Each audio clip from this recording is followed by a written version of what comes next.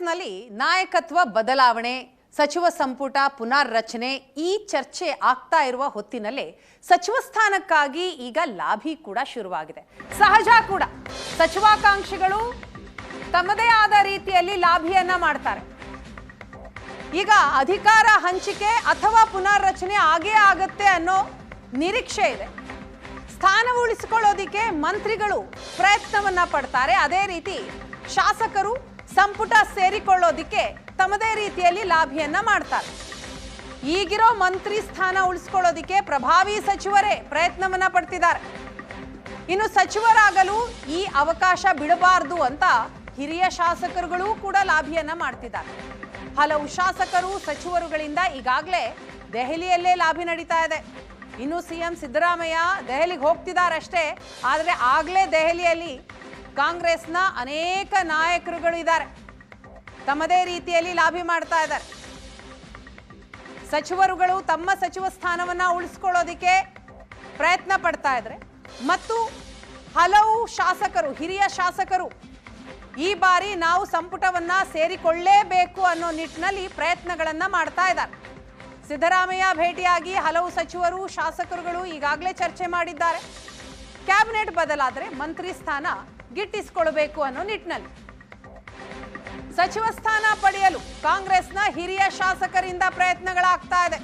ಅದರಲ್ಲಿ ಪ್ರಮುಖವಾಗಿ ಹಳಿಯಾಳ ಶಾಸಕ ದೇಶಪಾಂಡೆ, ಹೊಸದುರ್ಗ ಶಾಸಕ ಗೋವಿಂದಪ್ಪ, ಆಳಂದ ಶಾಸಕ BR ಪಾಟೀಲ್, ಶಿರಾ ಶಾಸಕ TB ಜಯಚಂದ್ರ, ಬ್ಯಾಡಗಿ ಶಾಸಕ ಬಸವರಾಜ ಶಿವಣ್ಣವರ್, ಯಲಬುರ್ಗಾ ಶಾಸಕ ರಾಯರೆಡ್ಡಿ, ಮೊಳಕಾಲ್ಮೂರು ಶಾಸಕ NY ಗೋಪಾಲಕೃಷ್ಣರಿಂದ ಸಚಿವ ಸ್ಥಾನಕ್ಕಾಗಿ ಪ್ರಯತ್ನಗಳು ನಡೀತಾ ಇದೆ.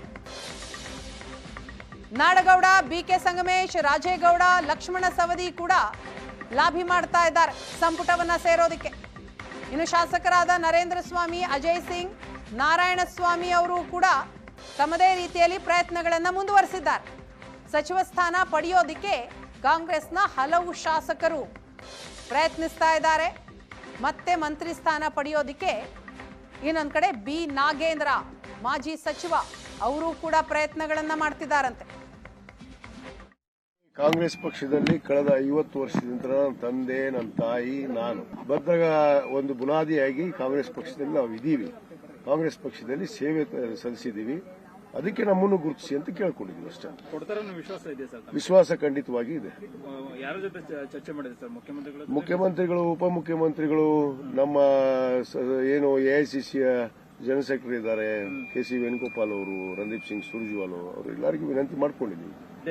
ಖರ್ಗೆ ಅವ್ರಿಗೂ ವಿನಂತಿ ಮಾಡ್ಕೊಂಡಿದ್ದೀವಿ.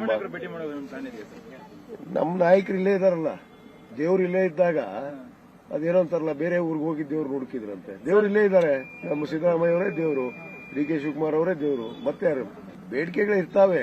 ಬೇಡಿಕೆಗಳು ಇದ್ದ ತಕ್ಷಣ ಅವಕಾಶಗಳು ಕೊಟ್ಟಿದಾರಲ್ಲ, ಸಮಾನವಾಗಿ ಎಲ್ಲರಿಗೂ ಸ್ಥಾನಮಾನಗಳನ್ನ ನಮ್ಮ ಸರ್ಕಾರ ನೀಡಿದೆ, ನಮ್ಮ ಪಕ್ಷ ನೀಡಿದೆ. ವ್ಯತ್ಯಾಸಗಳು ಏನಿಲ್ಲ. ಸಹಜವಾಗಿ ಎಲ್ಲರೂ ಆಗ್ಬೇಕು ಅನ್ನೋದು ಆಸೆ ಅಷ್ಟೇ. ಆಗ್ಬೇಕು ಅನ್ನೋದು ಎಲ್ಲರಿಗೂ ಇರುತ್ತೆ. ಮುಖ್ಯಮಂತ್ರಿ ಆಗ್ಬೇಕು, ಉಪಮುಖ್ಯಮಂತ್ರಿ ಆಗ್ಬೇಕು. ಸಿಎಂ ಬದಲಾವಣೆಯ ಬಗ್ಗೆ ನಾನು ಡಿಸೆಂಬರ್ ವರೆಗೂ ಕೂಡ ಮಾತಾಡಲ್ಲ, ಜನವರಿಯಲ್ಲಿ ಮಾತಾಡ್ತೀನಿ ಅಂತ ಹೇಳಿದ್ದಾರೆ ಶಾಸಕ ಶಿವಗಂಗಾ ಬಸವರಾಜು.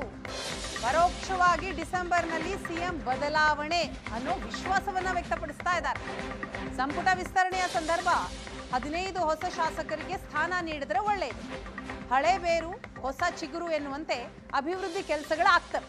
ಹೀಗಾಗಿ ಹೊಸ 15 ಶಾಸಕರಿಗೆ ಸಚಿವ ಸ್ಥಾನ ನೀಡಿದ್ರೆ ಒಳ್ಳೆಯದು ಅಂತ ಹೇಳ್ತಾರೆ ಶಿವಗಂಗಾ ಬಸವರಾಜ್.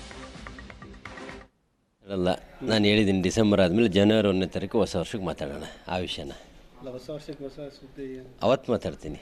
ಈಗೇನು ಸಂಪುಟ ವಿಸ್ತರಣೆ ಇದೆ, ಯುವಕರಿಗೆ ಒಂದು ಅವಕಾಶ ಮಾಡೋಕ್ಕೆ ಮಾಧ್ಯಮ ಮುಖಾಂತರ ಮನವಿ ಮಾಡ್ತೀನಿ. ಮಾತಾಡ್ತೀನಿ ಮುಂದೆ ಮಾತಾಡ್ತೀನಿ. ಅದು ಮಾತಾಡೋಲ್ಲ. ಈಗ ಹೊಸದಾಗಿ ಏನು ಆಯ್ಕೆ ಆಗಿದ್ದಾರೆ, ಅದೇನೋ ನಾನು TVಗೆ ಮಾಧ್ಯಮದಲ್ಲಿ ನೋಡಿದೆ, ಹೊಸಬ್ರಿಗೆ 15 ಜನಕ್ಕೆ ಅವಕಾಶ ಕೊಡ್ತೀವಿ ಅಂತ ಏನೋ ಬರ್ತಾ ಇದೆ ಅಂತೇಳಿ.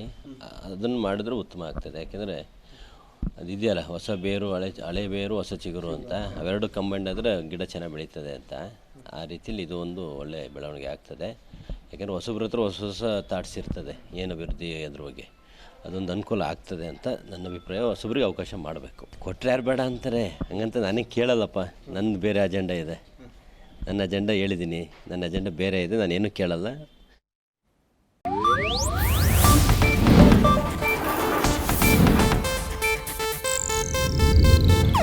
ಇದು ಏಷ್ಯಾನೆಟ್ ನ್ಯೂಸ್ ನೆಟ್ವರ್ಕ್ ಪ್ರಸ್ತುತಿ.